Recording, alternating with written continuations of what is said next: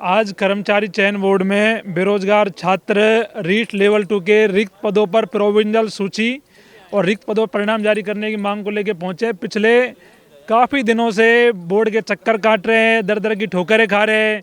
यहाँ आते हैं तो कर्मचारी चयन बोर्ड के अध्यक्ष कहते हैं कि अभी एजी से बात करेंगे, डबल एजी से बात करेंगे, सरकार से बात करेंगे, लेकिन कभी इनकी बातों का अंत नहीं होता है। कब इनकी एजी से बात होगी, कब इनकी डबल एजी से बात होगी, ये चीज़ें इनकी चलती रहती है।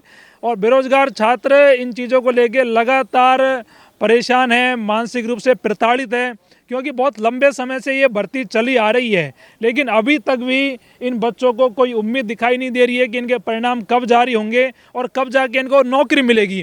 कर्मचारी चयन बोर्ड के अध्यक्ष यहाँ बैठ के ट्विटर पे बड़े बड़े दावे करते हैं कि मैंने इतना बोर्ड को सुधार दिया, इतने मैंने काम कर दिए हैं, मुझे फॉलो करो, मुझे ये करो, मुझे वो करो। अध्यक्ष महोदय जी, जब छात्र गाँव के से चल के यहाँ जयपुर इतनी दूर कर्मचारी चयन बोर्ड में आपसे मिलने के लिए पहुँचे हैं और आप ये कह देते हो कि मेरे को ये काम थोड़ी है, तो मैं पूछना चाहता हूँ, आपका काम क्या ट्विटर चलाने का है क्या? फिर बच्चों से मिलो तो सही। आप कह रहे हो मैं ट्विटर चला रहा हूँ, बच्चों मैं मेरे को ये करो वो करो। आज बच्चे कह रहे हैं कि हमसे आप मिल लो, ट्विटर तो बाद में चला लेना, उसमें क्या दिक्कत आ रही है? आज बच्चे खुद कह रहे हैं कि हमारी मांगों को लेकर हम बात करिए। आप देख लीजिए कि बीजेपी सरकार की संवेदनशीलता तो है ही है, जो कर्मचारी चयन बोर्ड में बैठे हैं उनकी भी कितनी बड़ी संवेदनहीनता है बच्चों के प्रति कि वो बच्चों से मिलना तक पसंद नहीं कर रहे। मैं कहना चाहता हूँ राजस्थान सरकार से भी और कर्मचारी चयन बोर्ड के अधिकारियों से भी, आप जब बच्चों से मिलना नहीं चाहते, क्यों तो आप सरकार में बैठे हो और क्यों आपने यहाँ बोर्ड में अधिकारी बैठे रखे हैं? अगर इनको ट्विटर ही खेलना है तो ये घर बैठ के भी खेल लेंगे, क्या जरूरत है बोर्ड में? बोर्ड इसलिए है कि बेरोजगार छात्रों के काम हो सके, भर्तियां समय पे पूरी हो सके और जो चीज़ें चल रही है वो जल्दी पूरी हो। लेकिन कहीं ना कहीं बोर्ड की तानाशाही और सरकार की तानाशाही ये दर्शाती है कि छात्रों से इनको कोई मतलब नहीं है। मैं सरकार से भी कहना चाहता हूँ कि आप इन चीज़ों को गंभीरता से लीजिए। अभी लोकसभा के चुनाव होने बाकी है और ये वही युवा है जिन्होंने आपको विधानसभा में वोट दिया था और कांग्रेस सरकार को उखाड़ फेंका था। अगर आप गलतफहमी पाल लोगे तो लोकसभा में आपको भी ये उखाड़ फेंकेंगे, वोट नहीं देंगे युवा, क्योंकि युवाओं के नाम पे आपने सरकार बनाई है, बड़े बड़े दावे आप लोगों ने करे हैं, उसके बावजूद भी युवा अगर दर दर की ठोकरें खा रहा है तो मैं पूछना चाहता हूँ आपसे, इसका कसूरवार कौन है? कब इनकी सुनवाई होगी? कब ये भर्ती पूरी होगी?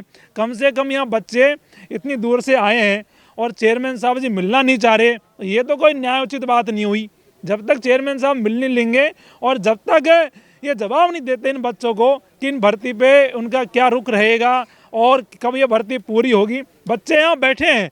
अब ये बच्चे गांव नहीं जाएंगे, अपने घर नहीं जाएंगे, क्योंकि इनके घरवाले भी बार बार इनसे कहते हैं कि बेटा कब तेरी भर्ती पूरी होगी, इतने दिन तुझे चक्कर काटते होगे, क्योंकि ये सब गरीब घरों के बच्चे हैं। इनके पास बार बार जयपुर आने को पैसे नहीं है, ये बड़ी मुश्किल से कर्जा लेके कैसे तैसे जयपुर आते हैं और यहाँ आके इनको दोबारा चेयरमैन साहब भेज देते हैं बिना मिले, तो ये तो अन्याय हुआ इनके साथ में।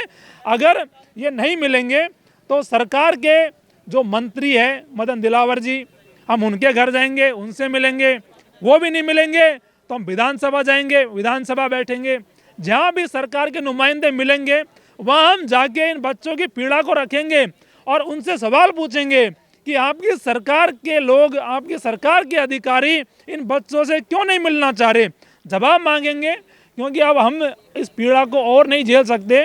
ये युवा अब दुखी है, ये युवा परेशान है, अब इनकी समस्याओं का समाधान होना चाहिए, क्योंकि अब इनमें क्षमताएं नहीं बची कि ये रोज़ रोज़ जयपुर के चक्कर काटे और रोज़ रोज़ ये कर्मचारी चयन बोर्ड के चक्कर काटे, क्योंकि युवा परेशान हो रहा है, युवा प्रताड़ित हो रहा है और सरकार मस्त है, सरकार को कोई फर्क नहीं पड़ रहा।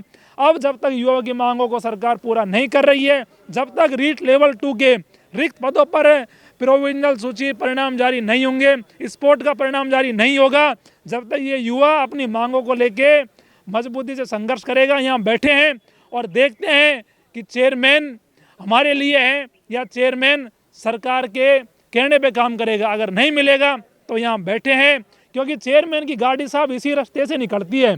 इन बच्चों के ऊपर चढ़ा के चेयरमैन अपनी गाड़ी निकाल ले जाए, लेकिन बच्चे हटेंगे नहीं, क्योंकि ये बच्चे कब तक ऐसे दर दर की ठोकरें खाते रहेंगे। तो अब हम मजबूती से हम बैठे हैं और संघर्ष कर रहे हैं। जब तक हमारी मांगों को सरकार पूरा नहीं करती है हम लड़ेंगे और संघर्ष करेंगे। छात्र लगातार अपने प्रोविजनल परिणाम रिजल्ट रिक्त पदों पर परिणाम को लेकर लगातार संघर्ष कर रहे थे।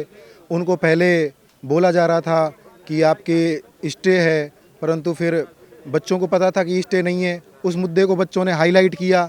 फिर इन्होंने मीठी गोली देने लगे कि एजी और डबल एजी से राय लेंगे हम। अब मैं ये अध्यक्ष महोदय से ये पूछना चाहता हूँ, आप उनसे क्या राय लोगे? क्या आप अपने दम पे काम नहीं कर सकते? आप क्या राय लोगे उनसे? फिर अभी एजी और डबल एजी से उनकी मिलने की बात हो रही है, परंतु वो डबल एजी से वार्तालाप करने की बोल रहे थे। अब डबल एजी से भी वो वार्तालाप नहीं कर रहे हैं। अब यहाँ पे अध्यक्ष महोदय ने स्टूडेंटों को बिल्कुल ही नकार दिया है। अब वो हमसे मिलने की मिल ही नहीं रहे हैं।